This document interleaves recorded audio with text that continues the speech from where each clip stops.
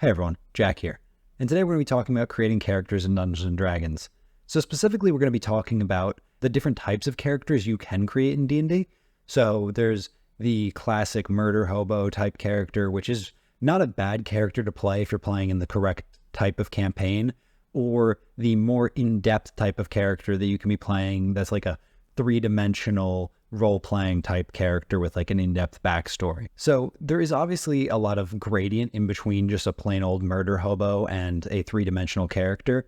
I'd say that on the far extreme, the murder hobo is a fun character to play for games like one-shots, as well as games where there is no explicit story going on. So like if you're just going into dungeons for the sake of going into dungeons and you're just going to be killing people because, you know, that's what the whole game is about, a murder hobo is a perfectly acceptable character. And even if you talk about it with your friends, having a character that is inclined to be more of a violent type of character and is more willing to go and do violent acts, that can work with like a three-dimensional character and stuff, but that's not really a murder hobo, because a murder hobo is more just a character who is killing for no other reason than killing.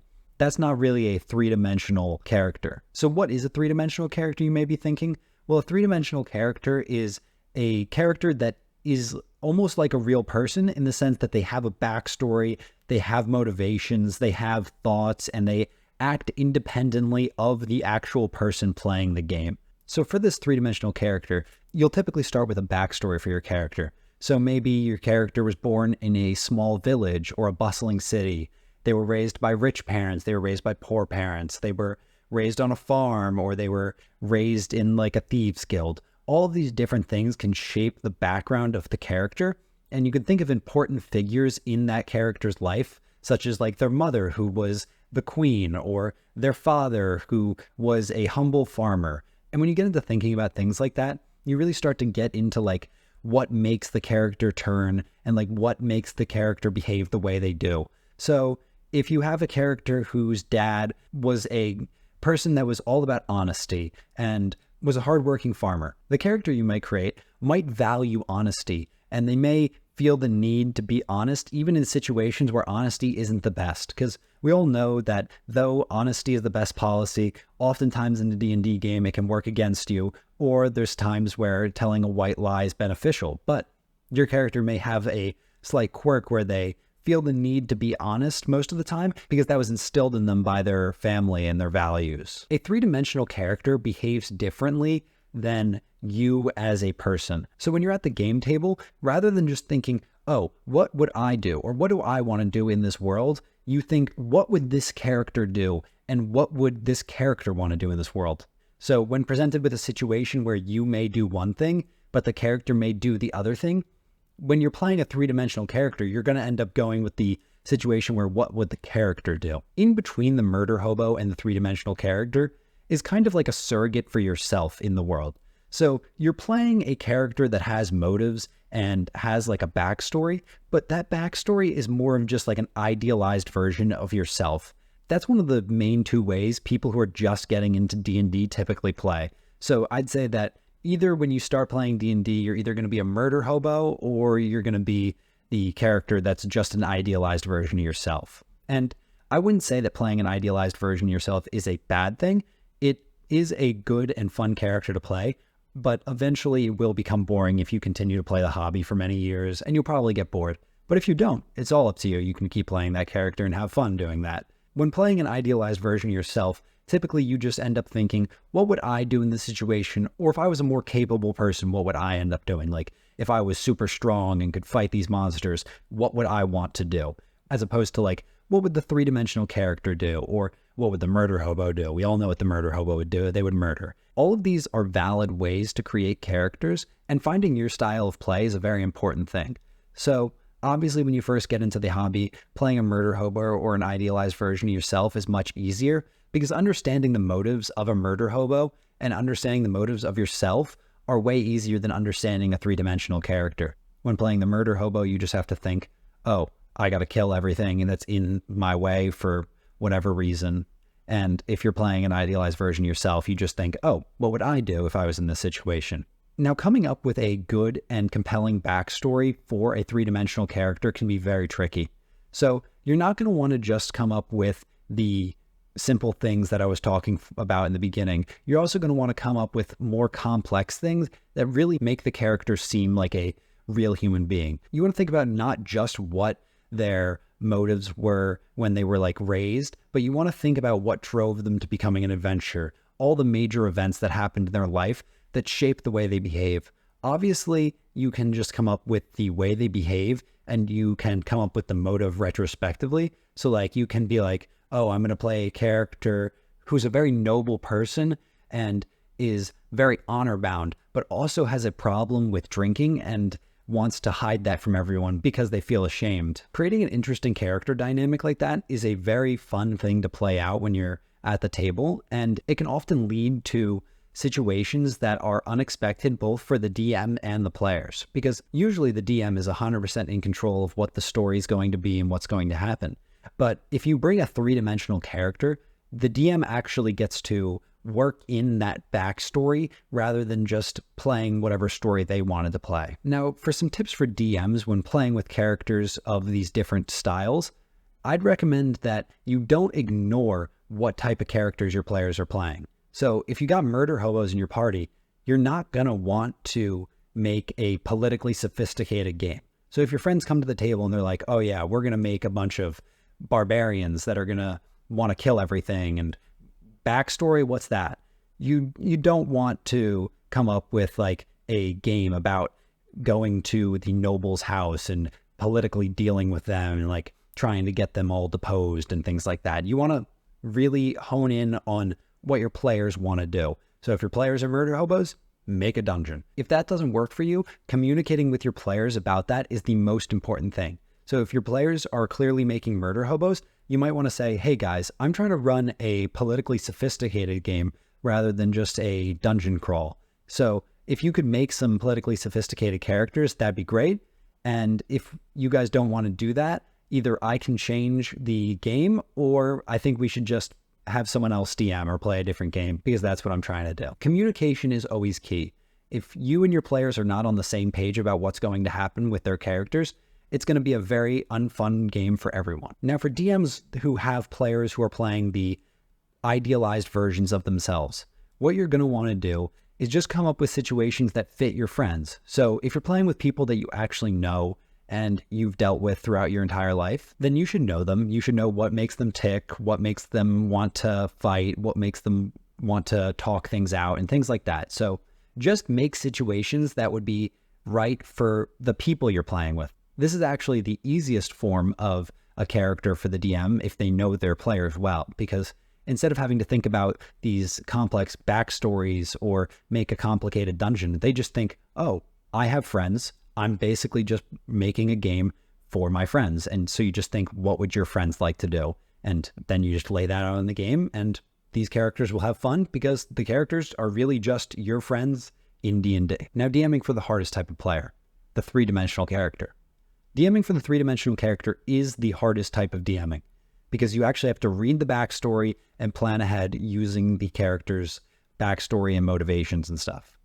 While it is the hardest, it is the most rewarding because you get to weave a cool and unique narrative with your friends. You don't just have to be the storyteller, you all become the storyteller at the table because now you're all telling the story of different characters who aren't your friends, who aren't murder hobos, going out into this world and exploring. Your friends become like actors, you become like the director, and you just start setting the stage and magical things just start happening. Now this is going to sound a little annoying, but when your characters come up with three-dimensional characters, I would recommend reading the backstory. I'd recommend reading the backstory well before session 1 so that you have time to prepare and change things around depending on what the backstories of the characters are. If you have characters that are all coming from cities who all are new to the wilds, you might want to have someone come up to them and introduce them to things. Because even though the characters may know the tropes of a small village, if you're playing with characters that are supposedly from a large city, having a guide or someone come and introduce your friends to the local area and explain the customs of the small village not only is going to be a great way for you to deliver the unique lore of your village to the players, but it gives your friends a chance to roleplay their characters, exploring the new situation for the first time. And the same goes for if you have a bunch of people that are saying they're peasant farmers, and now you're playing in a city campaign, you could have the exact opposite happen. A person that's lived in the city forever comes up and introduces them to all the city things. And though your friends may know what a city is in a Dungeons & Dragons world, their characters don't. It gives them an opportunity to roleplay and an opportunity for you to give them a little bit of the lore of your world. Also, discussing the character motivations with your players can be a very useful thing when playing with three-dimensional characters, because it gives you easy ways to motivate the characters to go on to the adventure. So if you have characters that are all motivated by greed, there you go, you got money to give them. If they're all motivated by honor and doing the right thing, you can just have someone come up to them who's like, oh no, something bad has happened, and they'll feel honor bound to do it. Or if you have people who are motivated by fear, make it so their home isn't safe and you can threaten their family and things like that, and they'll feel motivated to stop this because they're afraid. Another thing you can do is work in the character backstories to the main antagonist. I just did a video a couple days ago on making good villains in Dungeons & Dragons, so I'd go check that out. But you can take the characters' backstories and weave that into the villain's motivation, or even make the villain someone or something from the players' backstories, and this will give them good reason to want to go on the adventure and make them enjoy the world all that much more. Overall, I'd say the most fun type of character to be playing is this three-dimensional character. Obviously, when you're just getting started playing D&D, it's easier to understand the motivations of a murder hobo or an idealized version of yourself. And I'd recommend for your first couple campaigns, just playing one of those two. It's not that difficult to understand, and you're just getting a grasp of the rules of D&D, and you don't have to think about how to do all this complicated role play and how to think about what your character would do as opposed to what you would do. But when you finally get comfortable with the rules and role-playing just as someone that you already understand how they should work, maybe branch out a little bit and explore playing characters who have different motivations and backstories than you as a person, or just a simple one-dimensional character. I think you'll have fun exploring the nuances in a D&D world that you can experience by playing someone that isn't yourself. If you end up playing a three-dimensional character because of this video, or you already have, leave it down in the comments below, the character's backstory and how that came up in the session, so maybe other people can get some inspiration about how to incorporate backstories and motivations into their sessions. Before I let you go, another thing that is important when running a campaign with characters who are three-dimensional is balancing the motivations of the different characters in the party. It is possible to run a campaign where the characters all have very different motivations and have very different backstories and have different alignments almost, if you're thinking about it in terms of the alignment chart.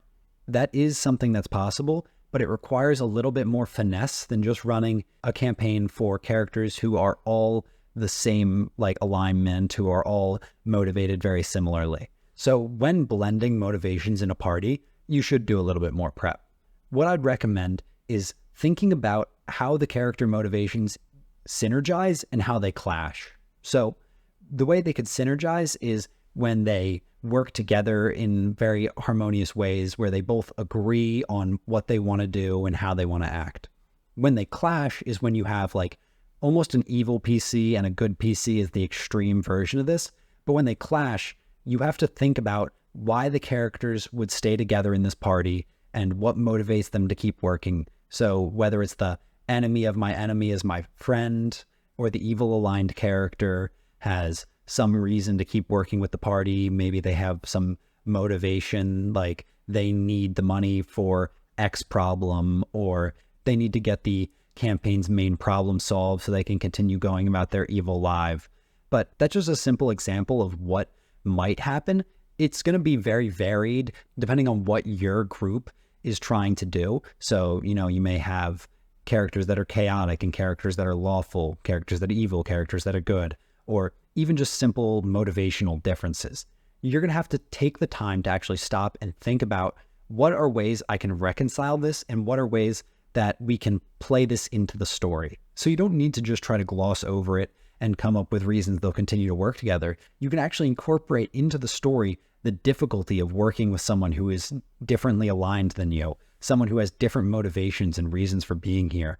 And you can work into the party dynamic the idea that maybe they don't get along perfectly, maybe they don't like each other, but they're gonna work together for some reason, and you just have to think a little bit about why they are working together. I'd say it wouldn't take you more than 15 to 20 minutes of thinking about what the character motivations are, how they work, why the characters are working together, and how you can incorporate it into the story.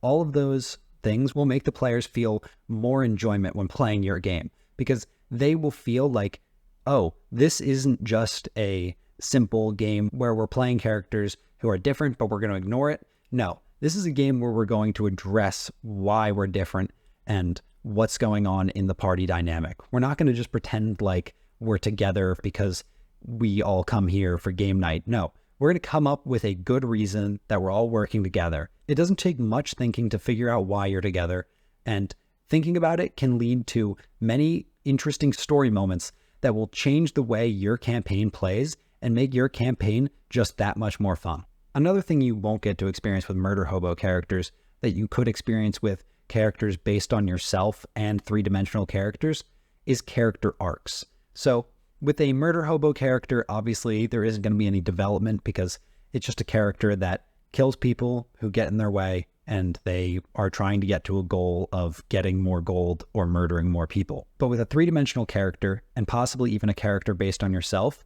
you can experience a change in the character's behavior from the start to the finish. So when we're going through these campaigns, oftentimes these are very traumatic events for these characters. They're watching the world end and they're trying to stop it, or they're diving deep into the Underdark and experiencing many monsters that they've never seen in their lives before. Creatures that they could have only imagined in their darkest nightmares are actually real, and they're forced to fight them.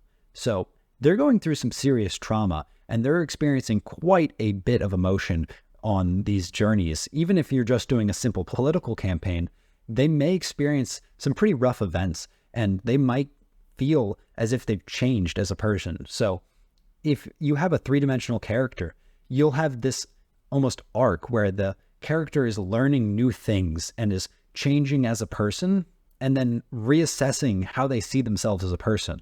And when you're playing a three-dimensional character, you're really going to have to think about, wow, how does all of this affect my character's personality? I wouldn't recommend going through and changing your character's personality extremely rapidly. Like, I wouldn't do it like session 2, your character's completely changed and altered forever because of what happened in session 1. But over the course of many sessions, if your character slowly starts to feel some changes happen to themselves, that wouldn't be abnormal, and that character development would actually be quite interesting. I think a good example of that would be Bilbo Baggins from The Hobbit. In the beginning of The Hobbit, he has no desire to travel. He is almost forced out. And yes, inside him, he has a little bit of that desire, and that's what makes him finally go on the journey, but it required quite a bit of convincing. And by the end of The Hobbit, he's writing this book about all of the experiences he's had on this journey and how much he's changed and how he's now like an adventurous type person and he longs to go on more adventures. So obviously that's a pretty simple change. He goes from not wanting to adventure to wanting to adventure, but your character can undergo a very similar change where maybe they were afraid and now they become brave, or maybe they're meek and now they're strong. And things like that can be simple but very effective in shaping the way the campaign plays, because it gives the story almost this metric to measure itself by, like, oh yeah, this story happened and things changed, not just with the world, but with the characters that we're playing too. And I think that is a very rewarding thing for DMs to see. So if you as players end up doing that, I think your DM would be not only impressed by your role-playing skills, but enjoy seeing how you express their story through your character. So I think it's a very interesting thing you can do where your character can change over the course of many sessions if they're a three-dimensional character rather than if you're just playing a murder hobo or a one-dimensional character like that. I think that's all I have for you today, folks. If you enjoyed the video, could you leave it a like? And if you want to see more content like this, don't forget to hit the subscribe button to get notified when I make new content like this. I hope you all have a great day, week, month, and year. See you later.